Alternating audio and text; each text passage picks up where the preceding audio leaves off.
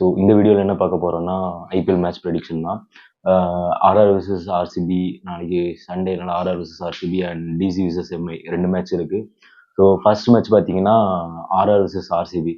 So ஆர்ஆரோட possible எண்ட்ஸ் வந்து ஃபஸ்ட்டு பார்க்கலாம். ஃபஸ்ட்டு வந்து யார் இருக்கீங்க தான் எஸ்எஸ்வி ஜெய்ஸ்வால், சஞ்சு சாம்சன், நிதிஷ் ராணா, ரியன் பராக், ருஜுரைல் இருக்காங்க. ஸோ பேட்டிங் என்னமோ ஆர்ஆர் வந்து இது வரைக்கும் பெருசாக பண்ண மாதிரி தெரியல. சஞ்சு சாம்சன் 2 பேர் மீடியம் ஸ்கோரிங் தான் போகுது. ஸோ துஷார் தேஷ்பாண்டே வந்து நல்லா பண்ணிட்டு இருக்காரு ஆர்ஆரில் பவுலிங்கில். ஸோ இம்பேக்ட் பிளேயராக வந்து சுபம் துபே வந்து இருப்பார்னு நினைக்கிறேன்.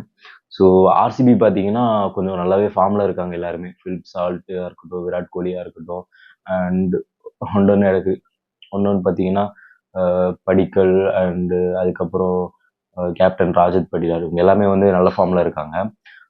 மற்ற யாரெல்லாம் இருக்குன்னு பார்த்தீங்கன்னா லியாம் லிவிங்ஸ்டன், ஜிதேஷ் சர்மா கூட லாஸ்ட் மேட்ச் வந்து நல்லா ஆடின மாதிரி பார்த்தோம் நம்ம. ஸோ பவுலர்ஸ் பார்த்தீங்கன்னா Krunal Pandya, Bhuvneshwar Kumar, Josh Hazlewood, okay impact பிளேயரும் சுரேஷ் சர்மான் இருக்கலாம், மேபி வேறு யாராவது கூட வரலாம். ஏன்னா போன மேட்ச் வந்து ஆர்சிபி லூஸ் பண்ணாங்க. பட் பேட்டிங் லைனப் வந்து ரீசெண்டாக எல்லாருமே நல்ல ஃபார்மில் தான் இருக்காங்க. ஸோ மேட்ச் தோக்கலாம், பட் பேட்டிங் லைனப் வந்து ஆர்சிபி வந்து குறை சொல்கிற மாதிரி இல்லை. ஸோ நெக்ஸ்ட் வந்து பிச் கண்டிஷன் பார்க்கலாம். பிச் கண்டிஷன் பார்த்தீங்கன்னா பிச் கண்டிஷன் வந்து பேட்டிங் ஃப்ரெண்ட்லி தான். பட் அதே சமயம் வந்து ஆர்ஆர் வந்து பிச்சு பெருசுன்றதால மிடில் ஓவர்ஸில் வந்து ஸ்பின்னர்ஸ்க்கு வந்து நல்ல ஒரு யூஸாக இருக்கும். ஸோ ஸ்பின்னர்ஸ் வந்து மேபி அட்டாக் பண்ணலாம் மிடில் ஓவரில். ஸோ பவர் ஹீட்டர் இல்லாமல் நார்மல் பவுண்ட்ரிஸ் போகாமல் பவர் இல்லாத பேட்ஸ்மேனுக்கு வந்து 6 பவுண்டரிஸ் போடும்போது மேபி விக்கெட் எடுக்க நிறைய சான்ஸ் இருக்குது. ஸோ ஸ்பின்னர்ஸோட மெயின் ப்ளஸ்ஸே அதான் நினைக்கிறேன். ஸோ பவர் ஹிட்டர்ஸ்க்கு வந்து நல்ல மேட்சாக இருக்கும். ஸோ பவர் ஹிட் பண்ணாமல் ஸோ நார்மல் ஷார்ட் ஆடுறவங்களுக்கு ட்ரைவ் வராங்க. ஸோ விராட் கோலி அந்த மாதிரி ஆடுறவங்களாம் வந்து ஓவர் பவர்லாம் பண்ண மாட்டேன், ஜஸ்ட் விஸ் தான் சரியா. ஸோ அந்த மாதிரி ஆடுறவங்களுக்கு வந்து கொஞ்சம் டஃப்பாக தான் இருக்கும். மேபி மேனேஜ் பண்ணி ஃபோர்ஸ் அது மாதிரி பவுண்டரிஸ் கன்சிட் பண்ணால் சான்ஸ் இருக்குது. ஸோ கீ பிளேயர்ஸ் யாரெல்லாம் இருப்பாங்கன்னு பார்த்தீங்கன்னா கண்டிப்பாக ஆர்சிபியில் வந்து Phil Salt, Virat Kohli and Rajat Patidar சொல்லி ஆகணும். அதே மாதிரி இங்கே யார் இருப்பாங்கன்னு தெரியும்னா ஆர்ஆரில் ரீசெண்டாக யாருமே பெருசாக எதுவும் இன்னிங்ஸ் ஆடி பார்க்கல. வின் பண்ணதும் ஆவரேஜாக நாக் பண்ணி ஜெயிச்சிருக்காங்க. ஸோ எஸ்எஸ்வி ஜெய்ஸ்வால்னு நினைக்கிறேன். எஸ்எஸ்வி ஜெய்ஸ்வால், சஞ்சு சாம்சன், நிதிஷ் ராணா நல்லா ஆடுவார். ஸோ பேட்டிங்கில் இவங்கெல்லாம் நல்ல பெர்ஃபார்மன்ஸ் சான்ஸ் இருக்குது. பவுலிங்கில் ஜோஃப்ரா ஆர்ச்சர் ஒரு மேட்ச் வந்தான் வந்து அவன் பண்ண பவுலிங் வந்து அதான் தூங்கி வந்து எந்திரிச்சு இது பண்ணாமல். ஸோ அந்த மாதிரி பவுல் பண்ணால் கண்டிப்பாக விக்கெட் போக சான்ஸ் இருக்குங்க.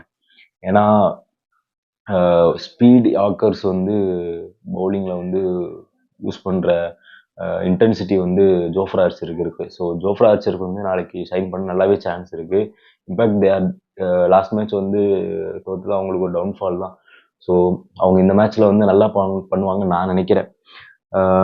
ஆர்சிபியில் வந்து புவனேஸ்வர் குமார், குணால் பாண்டியா, ஹேசல்வுட் எல்லாருமே நல்ல டீசெண்டான ஃபார்மில் தான் இருக்காங்க. பட் பவுலர்ஸ் வந்து இன்னமும் பெரிய இம்பேக்ட் எதுவும் கிரியேட் பண்ணல நான் நினைக்கிறேன். ஏன்னா புவனேஸ்வர் குமார் லாஸ்ட் மேட்ச் நல்லா போட்டிருந்தாரு. பட் இன்னுமே வந்து அவங்க நினச்சா அவங்களோட எஃபெக்டை வந்து அவங்க இன்னும் கொண்டு வரலாம். புவனேஸ்வர் குமாரோட ஸ்கில்ஸ் வந்து நம்ம எல்லாருக்குமே தெரியும். அவரோட ஸ்விங் வந்து பயங்கரமாக இருக்கும். ஸோ அந்த பிச்சுமே வந்து பேஸ் ஃப்ரெண்ட்லி பிச் தான். ஸோ இந்த ஃபர்ஸ்ட் மேட்சோட ப்ரெடிக்ஷன் வந்து நம்ம யாருக்கு போகிறோம்னா ஆர்சிபிக்கு தான் போகிறோம். ஏன்னா வந்து ரீசெண்டாக ஆர்ஆர் வந்து கொஞ்சம் போர் ஃபார்மில் இருக்காங்க. அதுவும் இல்லாமல் பவுலிங் வந்து பார்த்திங்கன்னா நல்லா இருக்குது. மேபி ஜெயிச்சா அவங்க வந்து ஒரு பவுலிங்கால் ஜெயிக்க சான்ஸ் நல்லா இருக்குது. மேபி சேஸ்ன்னு வந்தால் ஆர்சிபி சொதப்புறதுக்கு சான்ஸ் இருக்குது. ஸோ ஃபஸ்ட் பேட்டிங் ஆர்சிபி எடுத்து ஆடினாங்கன்னா ஆர்சிபிக்கு வந்து நல்ல சான்ஸ் இருக்குது.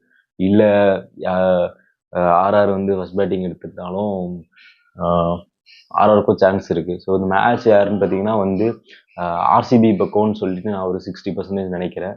ஏன்னா ஆர்சிபியோட பேட்டிங் லைனப் வந்து ஜோஃப்ரா ஆர்ச்சர் பவுலிங்க்கு அசர்ற பேட்டிங் லைனப்லாம் கிடையாது. ஜோஃப்ரா ஆர்ச்சர் பவுலிங்கை வந்து கோலி வந்து அழகாக ட்ரைவ் ஆடுற கேரக்டர்ன்றதால பிக் ஷாட் போகிறவங்க வந்து கொஞ்சம் அவனை பார்த்தான்னா ஆர்சிபி கிட்ட தான் கொஞ்சம் வாய்ப்பு இருக்குது. ஸோ ஃபர்ஸ்ட் மேட்ச் ஒரு ப்ரெடிக்ஷன் வந்து நான் வந்து ஆர்சிபிக்கு போகிறேன். ஸோ ஆர்சிபி ஒரு 60% வின்னிங் ப்ரெடிக்ஷன் வைக்கிறேன். 40% வந்து ஆர்ஆர். ஏன்னா அவங்களோட ஹோம் கிரவுண்ட் அட்வான்டேஜ். அதே இல்லாமல் அவங்களோட ரீசெண்டாக அவங்களோட பவுலர்ஸோட ஃபார்ம் பார்த்தீங்கன்னா நல்லா இருக்குது. பேட்டிங் லைனப் தான் கொஞ்சம் சொதப்புறாங்க. ஸோ நெக்ஸ்ட் மேட்ச் வந்து டிசி விசஸ் எம்ஐ.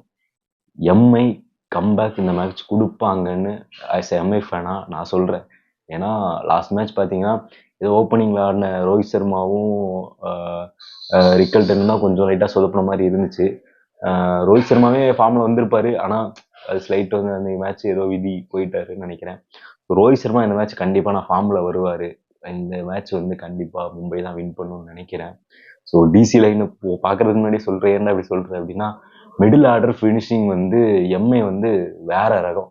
ஏன்னா பவுலிங்கும் வந்து பார்த்தீங்கன்னா போல்ட் இருப்பான், பும்ரா இருப்பான், தீபக் சகர் இருப்பான். அந்த 3 பேருமே எக்ஸ்பீரியன்ஸ். இந்த பவுலிங் லைனப் வந்து ஆவரேஜா பண்ணாலே வந்து அது வந்து மும்பை பக்கம் தான் சான்ஸ். இந்த பவுலிங் லைனப் வந்து சொதப்புற பட்சத்துல தான் வந்து டிசியோட சான்ஸ் வந்து எடுக்குமே தவிர சேஸ் போனாலும் மும்பை தான் ஜெயிக்கும். ஓப்பனிங் ஃபர்ஸ்ட் வந்து மும்பை ஆனாலும் மும்பை தான் வந்து ஜெயிக்கும். ஸோ இருந்தாலும் நம்ம வந்து ஃபர்ஸ்ட் வந்து மேட்சோட லைனை பார்க்கலாம். ஸோ டிசியில் வந்தீங்கன்னா Faf, Jake Fraser McGurk, KL ராகுல், Tristan Stubbs, Axar Patel, Ashutosh Sharma. Bowling பார்த்தீங்கன்னா மிச்சல் ஸ்டார்க்கு, மோஹித் சர்மா, குல்தீப் யாதவ், முகேஷ் குமார். நல்ல லைனப் தான் அவங்களுமே. ஏன்னா கேஎல் ராகுல் வந்து போன மேட்ச் ஆர்சிபியில், அதாவது பெங்களூர்ல ஜெயிச்சுட்டு இது என்னோட ஹோம் கிரவுண்டுன்னு சொன்னார். அது வந்து பயங்கரம். அந்த இன்னிங்ஸ் வந்து அவன் ஒருத்தனால தான் ஆட முடியும். இந்த மாதிரி எனக்கு இந்த இடத்த பற்றி தெரியும் அப்படின்ற மாதிரி வந்து வச்சு வந்து பெங்களூரை வந்து ஒரு கலக்கிட்டு போயிட்டான். அந்த மாதிரியான இன்னிங்ஸ் அது. கேஎல் ராகுல் சான்ஸ் இருக்கு மேட்ச் ஆட. ஏன்னா இது வந்து டிசியோட ஹோம் கிரவுண்ட்ல தான் நடக்குது. ஃபேஃப் நல்லா ஆடுவான், கண்டிப்பா ஃபேஃப் நல்லா ஆடுவான். ஜேக் ஃப்ரேசர் மெக்வர்க் வந்து தெரியல. கிறிஸ்டன் ஸ்டப்ஸ், அக்ஷார் பட்டேல்லாம் வந்து டீசெண்டாக ஆடுறவங்க தான்.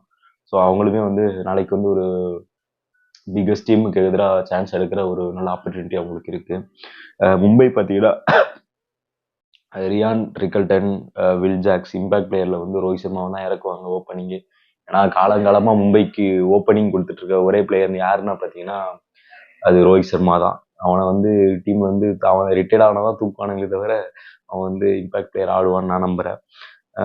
சூரியகுமார் யாதவ், திலக் வர்மா, ஹர்திக் பாண்டியா இவங்கெல்லாம் தெரிஞ்சு. நமந்தீரும் வந்து ஒரு அவனோட பெரிய ஷாட்டுக்கு போக முடியலனாலும் அவன் வந்து ஒரு மிடில் ஆர்டர்ல வந்து ஒரு நல்ல கேமை கேரி பண்ணிட்டு போவான்னு நான் நினைக்கிறேன்.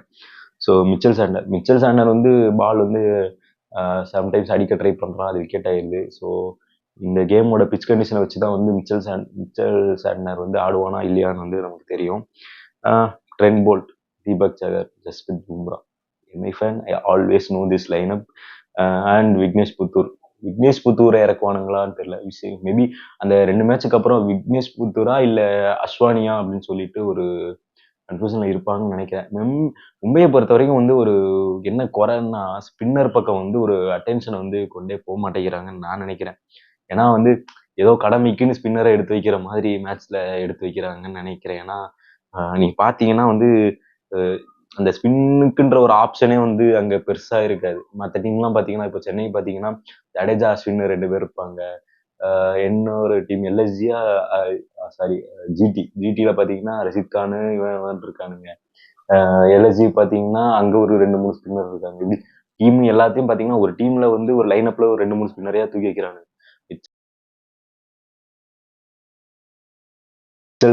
வந்து சிஎஸ்கே வந்து ஒரு பேட்ஸ்மேனா யூஸ் பண்ணிட்டு இருந்தாங்க மிடில் ஆர்டர்ல. அது மாதிரி சாண்ட்னர் வந்து அது இல்லாமல் ஓவரே முக்கால்வாசி தர மாட்டாங்க. ஏன்னா ஹர்திக் பாண்டியா வந்து போடுவான். ஹர்திக் பாண்டியா, பும்ராக்கு 4 ஓவர் கண்டிப்பா கொடுத்துருவானுங்க, போல்ட்டுக்கு 4 ஓவர் கொடுத்துருவானுங்க. தீபக் சேகர் வந்து நல்லா போட்டா தீபக் சேகருக்கும் 4 ஓவர் கொடுத்துருவானுங்க. இல்ல ஹர்திக் பாண்டியா வேற வந்து ஒரு 2 ஓவர் போட்டு அவன் அவன் இப்போ பவுலரோட மோசமா விக்கெட் எடுக்க ஆரம்பிச்சிட்டான். அது நம்ம எல்லாருக்கும் தெரியும். ஸோ இப்படின்ற பட்சத்தில் ஸ்பின்னருக்கு வந்து ஏதாவது கொஞ்சம் நெஞ்ச இடம், ஏதாவது கேப்ல ஒரு 4 ஓவர் மொத்தமாகவே கொடுக்க மாதிரி தான் கொடுக்குறாங்க. ஏன்னா சாண்ட்னருக்கும் கம்மியாக தான் ஓவர் கொடுக்குறாங்க. புதுசா யாராவது ஸ்பின்னர் வந்தாலும் அந்த இம்பாக்ட் பிளேயர் ஒரு ஸ்பின்னரையும் வந்து கொஞ்சம் ஓவர் தான் கொடுக்குறாங்க. ஸோ அதனால வந்து மும்பைக்கு வந்து ஒரு ஸ்பின்னர் வந்து தேவையில்லை அந்த மாதிரி கண்டிஷன் கொண்டு போறாங்களா இல்லை உண்மையிலேயே தேவையில்லையான்னு வந்து அந்த டீமுக்கு தான் தெரியும். ஸோ நெக்ஸ்ட் வந்து நம்ம பிச் கண்டிஷன் பார்ப்போம். ஸோ டிசி கிரவுண்ட் பார்த்தீங்கன்னா பேட்டிங் ஃப்ரெண்ட்லி தான். ஸோ பவுண்டரிஸ் லைன் வந்து சைஸ் வந்து கிரவுண்டோட சைஸ் வந்து சின்னது தான். அது இல்லாமல் வந்து கிரவுண்ட் நல்லா ட்ரையாக இருக்கிறதால வந்து ஸ்பின்னர்ஸ்க்கு வந்து ஒரு நல்ல அட்வான்டேஜாக இருக்கும்னு நினைக்கிறேன். இப்போ தான் சொன்னேன் மும்பையில் வந்து ஸ்பின்னர்ஸ் வந்து ஆப்ஷன் அவ்வளோவா கொண்டு போக மாட்டாங்க அப்படின்னு. ஸோ அந்த சமயத்தில் பார்த்தீங்கன்னா வந்து நீங்கள் வந்து மேட்ச் வந்து கொஞ்சம் டிசி பக்கம் போகுது. ஸோ ஃபேஸ்ன்னு பார்த்தீங்கன்னா பும்ரா, போல்ட். பும்ரா வந்து கொஞ்சம் பேஸ் பக்கம் போவான். போல்ட் வந்து கொஞ்சம் நல்லா பால் ஸ்விங் பண்ணுற பக்கம் போவோம். ஸோ 2 பேருமே வந்து விக்கெட் எடுக்கிற சான்ஸ் யாருக்குன்னு அதிகமாக இருக்குன்னு பார்த்தீங்கன்னா பும்ரா பக்கம் தான் போகும். ஏன்னா பும்ரா வந்து இப்போதான் இன்ஜுரியிலேருந்து கேம் ஆடி ஃபர்ஸ்ட் மேட்ச் வந்து போன மேட்ச் பார்த்தோம். பெருசாக போல ஏன்னா கோலி போட்டு சாத்திட்டான். பும்ரா வந்து இந்த மேட்ச் வந்து விக்கெட் எடுக்க ஆப்ஷன் வந்து சான்ஸ் இருக்கு நான் நினைக்கிறேன். ஏன்னா வந்து யாக்கர்ஸ் வந்து அன்பிரடிக்டபிள் டைம்ல வந்து போடுறது வந்து பும்ரா தான். ஏன்னா வந்து அவன் நினைச்சா யாக்கர் ஒரு பாலுக்கு வந்து ஒரு ஒரு ஓவர்ல வந்து 4 பாலுக்கும் அவனால யாக்கர் வீச முடியும்.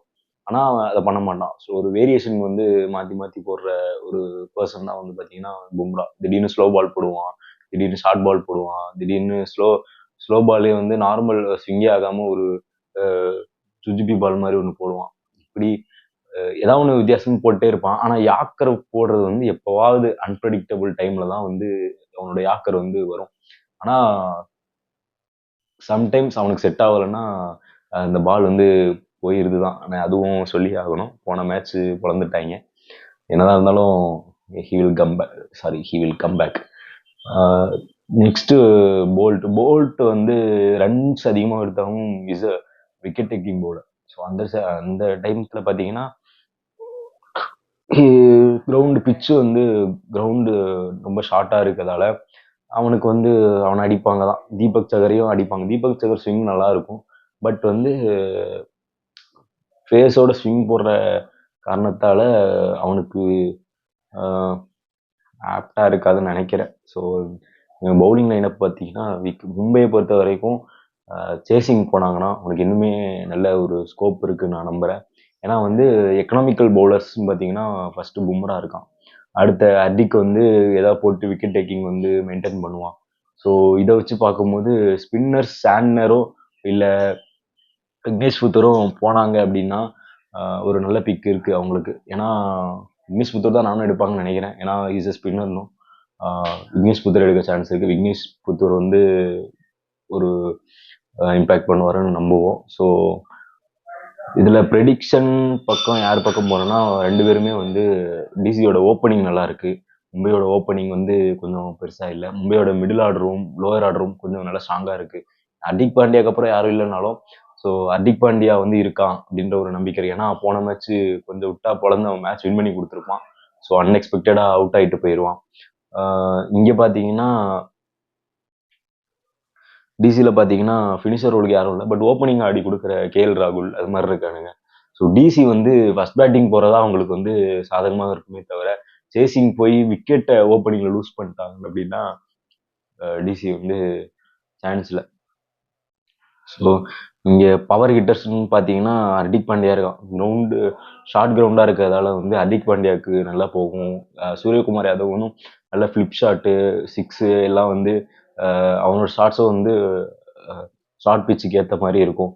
ஸோ கண்டிப்பாக மும்பைக்கு வந்து நல்ல சான்ஸ் இருக்குது. ஸோ இந்த மேட்ச்சை பொறுத்த வரைக்கும் நான் வந்து ஒரு 65% வந்து மும்பை பக்கம் தான் நான் போவேன். ஏன்னா hitters Tilak Varma, Suryakumar, hitman hitman வந்து என்னதான் ஃபார்ம்ல இல்லைனாலும் திடீர்னு வந்து அடிச்சான்னா அவனுக்கு பட்டுருச்சுன்னா அன்னைக்கு வந்து நாள் அவனது தான். அவன் அடிச்சா வெளியே போய்கிட்டே இருக்கும். அது மாதிரி ஒரு ஷார்ட் பிச் ஒரு ஷார்ட்டான கிரவுண்டுன்றதால ஹிட்மேனுக்கும் நல்ல சான்ஸ் இருக்கு. ஸோ எனக்கு வில் ஜாக்ஸும் ரிக்கல்டனும் பெருசா பிக் இல்லை. ஏன்னா ரோஹித் சர்மா பொறுத்த வரைக்கும் கூட ஆடுறவன் வந்து எவனுமே வந்து அதிகமா ஓடிட்டு இருந்தா ரோஹித் சர்மாவுக்கு பிடிக்காது. ஒண்ணு நான் நின்னா என்னை நிக்க விட்டு நீ பாட்டுக்கு 6 அடி, நான் கொஞ்ச நேரம் கழிச்சு நானும் அடிப்பன்ற மாதிரி அடிக்கக்கூடிய ஆள் தான் பாத்தீங்கன்னா ரோஹித் சர்மா. ரோஹித் சர்மாவுக்கு ஏத்த மாதிரி வந்து ஒரு ஓப்பனிங் ஆடுற ஆள் வந்து இன்னும் மாட்டலன்னு நினைக்கிறேன். ஏன்னா மும்பை இந்தியாவில் பார்த்தீங்கன்னா முன்னாடி வந்து சிக்கர் தவானும் ரோஹித் சர்மாவும் ஏன் பெஸ்ட் பேர்னா ரோஹித் சர்மா சிக்ஸ் அடிப்பான், தவான் பவுண்டரி அடிப்பான். 2 பேரும் பார்த்தீங்கன்னா ரன்னிங் பிட்வீன் த விக்கெட்ஸ் வந்து ரொம்ப கம்மியாக தான் இருக்கும். பவுண்டரிஸ் வந்து அதிகமாக இருக்கும். ஸோ அந்த மாதிரி ஒரு லெவலில் ஆடக்கூடிய பிளேயர் தான் பார்த்தீங்கன்னா வந்து ரோஹித் சர்மா. ஸோ பவுண்டரிஸ் அடிக்க பிளேயர் வந்து நிறைய இருக்க இடம் பார்த்தீங்கன்னா வந்து மும்பை. ஸோ ஷார்ட் கிரவுண்டு வேற சொல்லியே ஆகணும். மேட்ச் மும்பை தான் ஜெயிக்கும் அப்படின்னு சொல்லிட்டு 2வது மேட்சோட ப்ரெடிக்ஷனை முடிச்சுட்டு இந்த வீடியோ வென் பண்ணிக்கிறேன். So this is love bye guys. I'm Augusto. So இந்த வீடியோ பார்க்குறவங்க கண்டிப்பாக உங்களோட ஐபிஎல் பார்க்குற ஃப்ரெண்ட்ஸ்க்கு ஷேர் பண்ணுங்கள். மறக்காமல் சேனலை சப்ஸ்கிரைப் பண்ணுங்கள். So bye guys.